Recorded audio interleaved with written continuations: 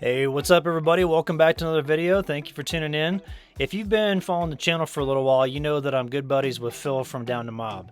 And just a couple weeks ago, he gave me a call to talk about a new endeavor he's a part of, and it's called trailbid.com.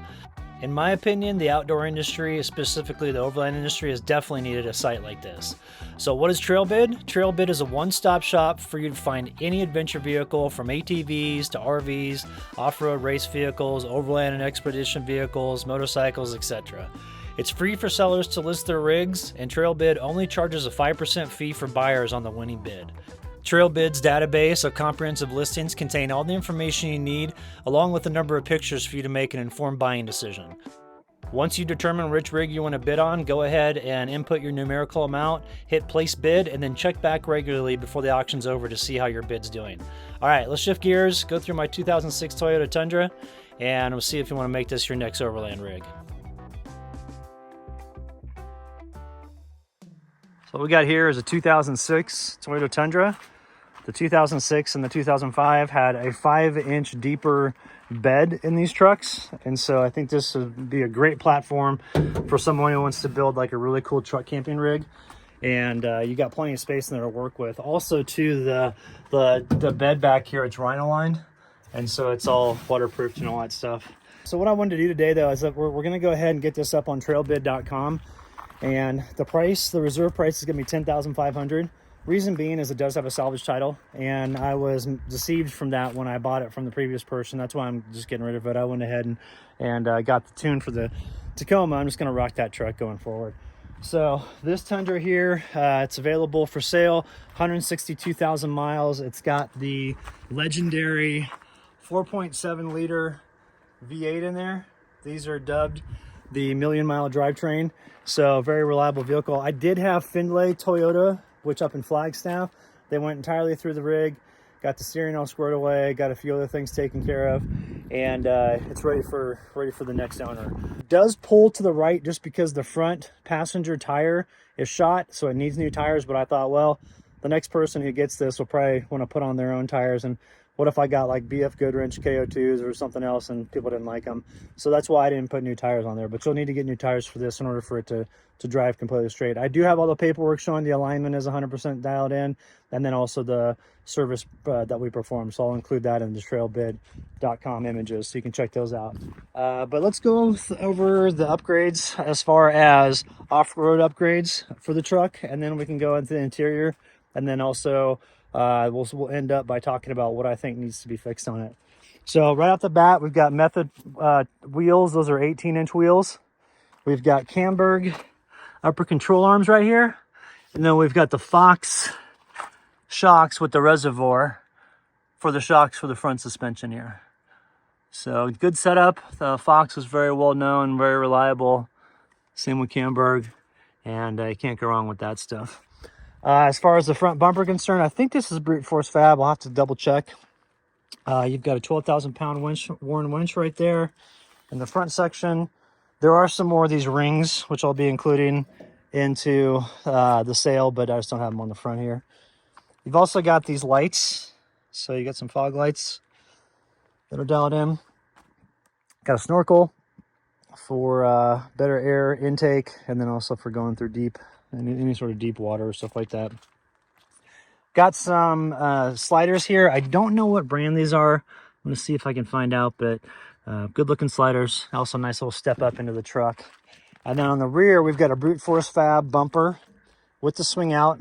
Has a tire carrier, and then also jerry can carrier. There's a little bar that goes across here that holds that down. Also, there's a fold down table from here. So it's real nice. If you have a truck camping setup, you can hop out of here, use this tailgate as kind of like your area to prep food and then cook it right here, which is awesome. The topper here is Lear.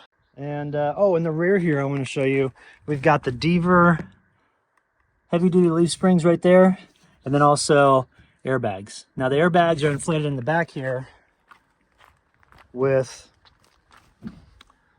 those little inserts right there, so that's how you would inflate them. And then the rear, they've also got these lights, but those aren't wired in right now, so you have to wire those and connect them to a power source. So that's what's on the exterior of the truck. Let's look at the interior of the cab. So coming up here, Got the driver's side door. I haven't gone through and shampooed this out yet though, but I'm going to go through. I'm going to shampoo all the carpets and the seats and all that stuff, as well as these things. Get them all real nice and clean looking and looking like new. But here's the front panel. Here's the driver entrance. Step up into the vehicle. There are a couple worn areas underneath here. You've got that worn area, and then you've got this worn area right here. So a little bit on that, but that's covered up. What I would do is I'd use the weather guards in the front, just like you've got in the back here. Those types that go all the way across, and they've got that little tray in it. Those would be ideal. So also coming up here, a little bit of damage. I've got this on my Tacoma too. Just, you got to think it's a 20-year-old vehicle, so getting in and out of the rig, you know, it's going to have some wear and tear there. What you thinking there, little Meadow?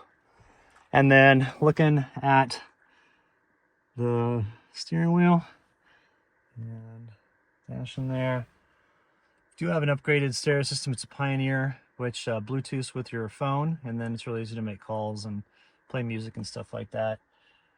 And then down on the floorboard there. Then I noticed my dog jumped up here, so you'll notice there's a few brown spots, but those wipe off pretty easy. So I'm gonna just go through and vacuum that. She just got up in here. Same with this. She got up on here. There's a little bit of dust. So, but here's looking back at the seats. As far as looking up here on the sun visors, your center part there, and over to passenger side. And here's the seats. Looking in the back seat here, plenty of space. It's kind of awesome. The back window there, that comes all the way down. So you've got a little window deal here where you can have it go up and down.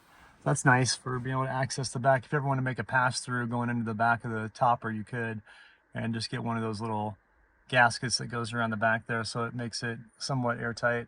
Let's go in the back here. One of the things that's missing is the little cover here for the little side trash can area. So that's easily replaced. So here's looking in the back seat area, what this looks like. All of this folds down and folds flat, which is nice. You've got the SoundStream DVD players in the back. So people that are riding in the back here, if they want, they could have some entertainment, watch a DVD on a road trip. Here are the cup holders. There's a deal that I have, it's for dogs, and it clips into this here. Then it comes back and it kind of protects the back seat and goes down. So that'll be included with the vehicle sale as well. And that's about it. And then looking over on that side there, that's what that door looks like. So that's the interior. And then the things that I would do different with this truck, what I was planning on doing was putting fender flares on both sides, kind of like what I have here with these bushwhackers. So do it in the front and the back. And reason being is that if you look at the tires here, the tires stick out just a tad bit more. And so the dirt can kind of get up here and get thrown up from mud and grime and whatever from the tires. So if you had something that was on here that matched up with this, like a bushwhacker that came over, cover that up. Here's the front quarter panel. Something happened to this one. I don't know exactly what the previous owner was doing, but he welded something back on here on the bottom. But what I was going to do is just line X the entire truck, because if you look at the hood here, it's oxidized like crazy. These clear coats come off after a while. And for a 20-year-old rig, you're not going to find many that have like perfect paint unless they're just garaged the entire time.